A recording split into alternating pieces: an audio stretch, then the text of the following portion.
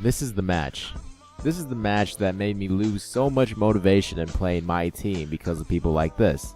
But then I soon realized as I advanced in the seeds that there's more and more people like this, with gold players and silver players on the bench just racking up VC by paying Microsoft points for it. My first 2 episodes of my team were in the 8th seed, and as I progressed I moved on to the 7th seed. In this video I'm in the 7th seed.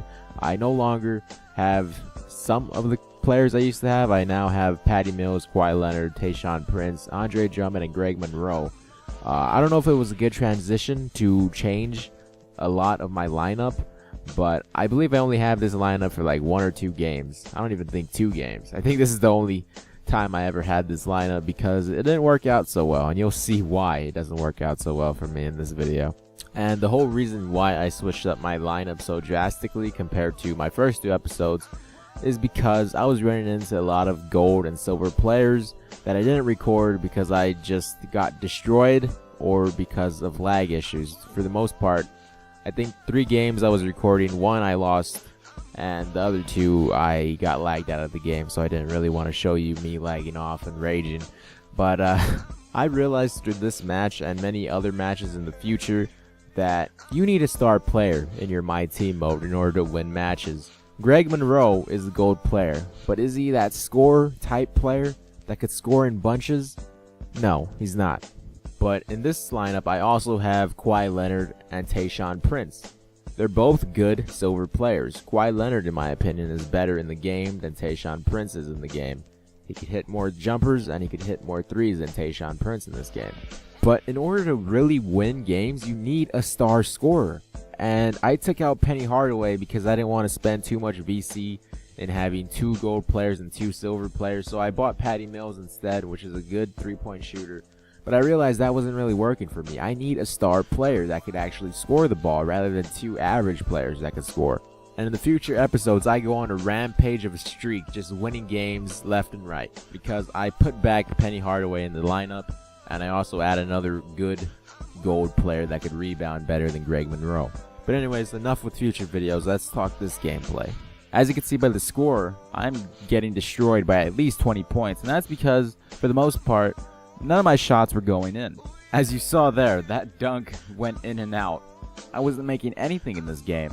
No dunks, no 3-pointers, I couldn't even get rebounds with Greg Monroe or Andre Drummond as much as I thought I was going to get with them.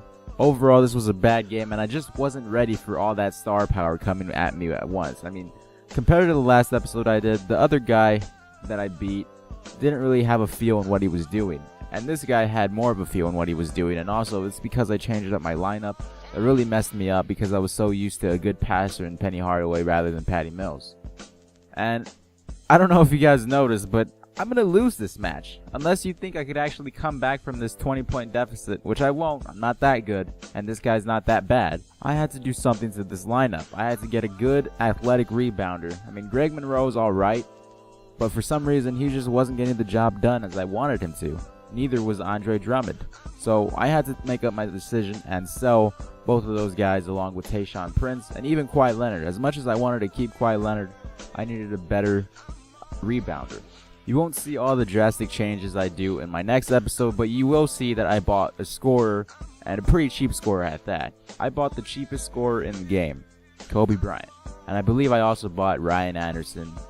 He shoots threes too, so I'm basing my team off of just living and dying by the 3-point line, and you'll see in the future episodes that will catch up to me and I will lose horribly by making that mistake. And I don't normally like using players like Kobe Bryant because that just takes the fun factor away of having an opponent. You know, it really doesn't make the game interesting. I mean, usually whenever you have a star player, you're going to be in the lead the majority of the time. And it takes the challenge away from playing this game mode. Because in the gameplay you're watching right now, this guy's destroying me with all of his superstars on his team. He's spending a lot of Microsoft points just so he could pay for that salary he's going in every game with them, if he's going in every game with them. I'm pretty sure if he had 1 or 2 superstars like I did, it would be an even match and it would be a fun and entertaining match to watch. I don't like getting completely destroyed by people, nor do I like completely destroying others, so, you know, I just want that in-between game where it's a challenge and it's a good game that, you know, people are passing the basketball and it's not just one guy scoring every single point. Those are just my opinions, and I don't believe I've ever run into that type of game yet. So hopefully I run into that type of game where it's an equal challenge and people have equal superstars and equal bronze players. And I don't think the day will ever come when that happens, because usually people in my team just get the gold players and stick with them and abuse a certain player.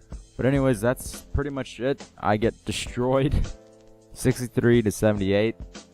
This guy got the majority of his points with LeBron James. You know, no surprise there. So I hope you guys enjoyed watching me get destroyed, and I'll talk to you guys later. Bye-bye.